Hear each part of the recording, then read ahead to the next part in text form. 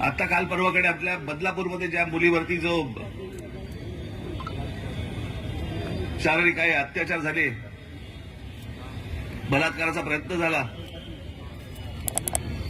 आज एक घटना महाराष्ट्र नवनिर्माण सेनेच्या आमच्या महिला सेनेने ती बाहेर काढली गोष्ट, तेव्हा लोकांना कळली, तोपर्यंत दाबून ठेवली होती गोष्ट.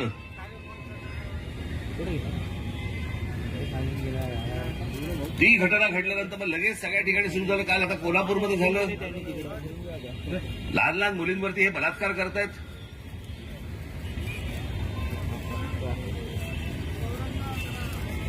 हा माणूस आज पाहिजे होता. आज ही महाशक्ती जी आहे ना, ही आज पाहिजे होती.